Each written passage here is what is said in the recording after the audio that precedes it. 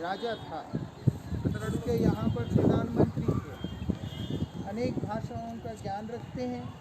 सब होने के बाद भी जब श्री चैतन्य महाप्रभु से मिले तब उनका अंदर वैराग्य इतना प्रबल रूप से उठा, महाप्रभु के दर्शन के बाद उठा। तब उन्होंने गृह त्याग करके महाप्रभु से मिलने के काशी के अंदर जब महाप्रभु से मिले, महाप्रभु ने उनको वृंदावन जाने का आदेश किया था। कुछ समय रहे थे उनके साथ, संबंध ज्ञान का शिक्षा भी प्राप्त किया। और उसके बाद संबंध मतलब जीव का कृष्ण के साथ क्या संबंध है, हम कौन हैं, ये सारी चीज़ों को लेकर के उन्होंने ज्ञान प्राप्त किया। और कुछ समय रहा, फिर महाप्रभु की इच्छा से उन्होंने वृंदावन आके यहाँ पर भजन करने लगे। ब्रज यात्रा की उन्होंने पूरा, क्योंकि महाप्रभु ने उनको बोला लुप्त तीर्थों का उद्धार करना। और उसके बाद यहाँ पे आए, संक्षिप्त में बोल रहा हूँ, बाकी डिटेल तो फिर कभी हम लोग चर्चा करेंगे। यहाँ पर आके जब भजन करने लगे, परम विरक्त होकर भजन करते थे, इतना विरक्त थे कि उनको कभी भी किसी चीज़ का मोह नहीं होता था। यहाँ तक कि उनका जो बहनोई है, बहनोई मतलब जीजा ही है ना, उनका जो जीजा है एक कंबल दिया उनको, कंबल, वो महाप्रभु ने कंबल की तरफ देखा, वो सीधा जाकर के किसी और को दे दिया। और किसी और साधु का एक पुराना जो कंथा है उसको उठा के ले आए, अपने पास उसी को रखा। और तपन मिश्र जी का जो आज सुबह हमने वो दाऊ जी मंदिर में गोपीनाथ गौड़िया मठ में देखा, जिनका विग्रह है, वो जो दाऊ जी का विग्रह, तपन मिश्र का कौन सा विग्रह है? राधा गोविंद देव जी का जो विग्रह वहाँ पे है, वही तपन मिश्र से सनातन गोस्वामी ने मांग कर एक कपड़ा लिया, उसका 2 टुकड़ा करके एक पहनते थे, एक रखा हुआ था। इतना वैराग्य के साथ रह के आप भजन करते थे।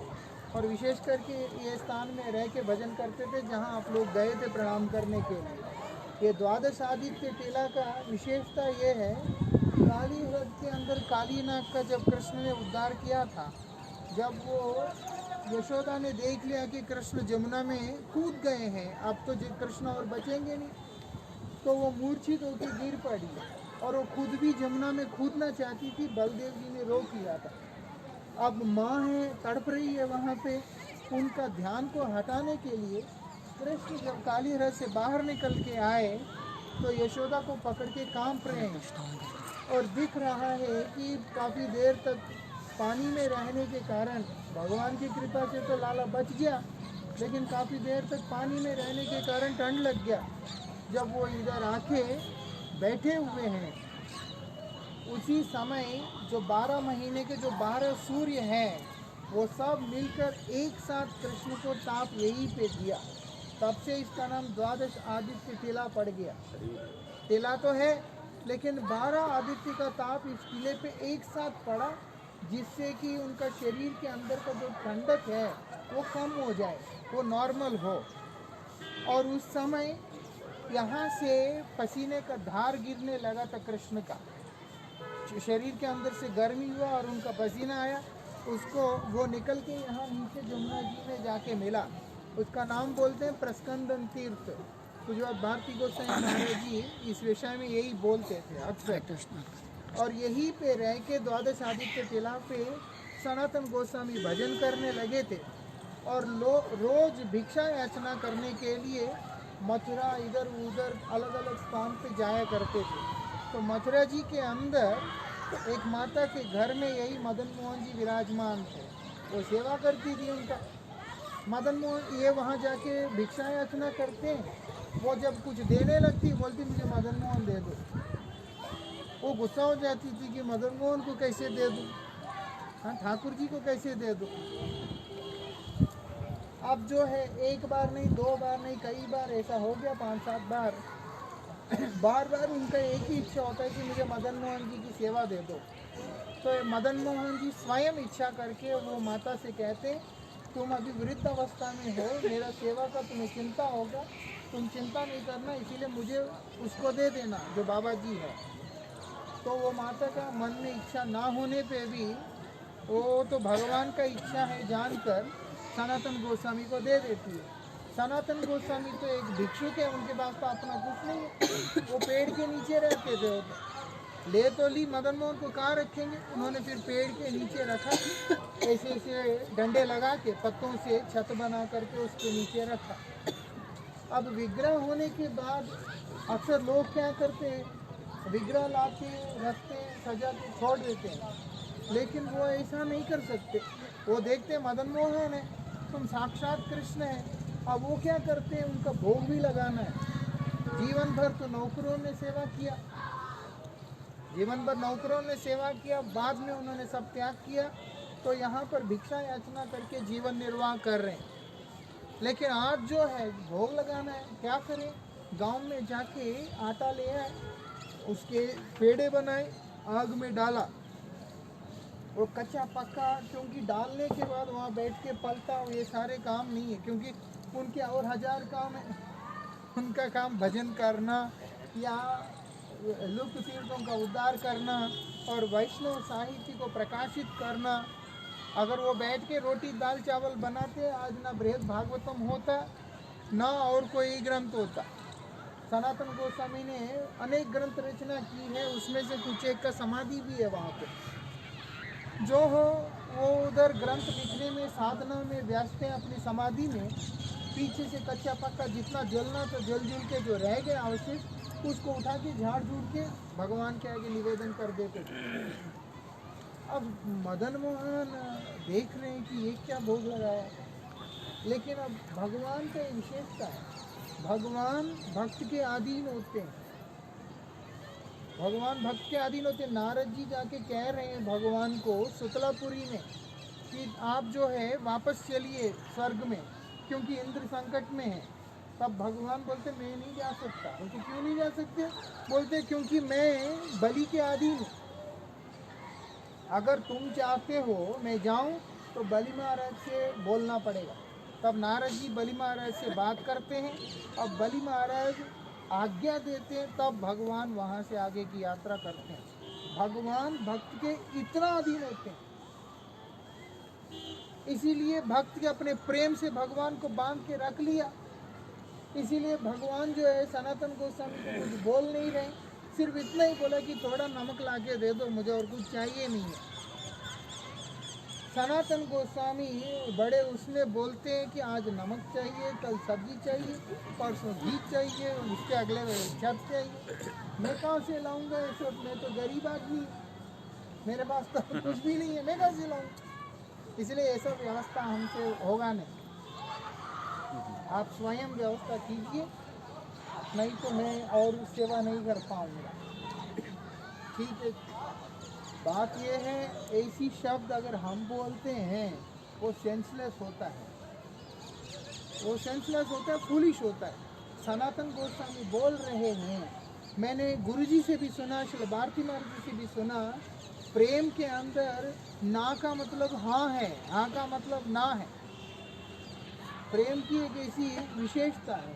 सनातन गोस्वामी मुख से भगवान को बोल तो रहे, लेकिन हृदय के अंदर इतना दुखी हो रहे हैं कि मैं जब प्रधानमंत्री था कितना कुछ कर सकता था, तब मेरे भाग्य में ऐसा कभी भी अवसर प्राप्त हुआ नहीं। आज जब अवसर प्राप्त हो रहा है, कुछ करने के लिए मेरे पास कुछ भी नहीं है, कैसे सेवा करूँगा?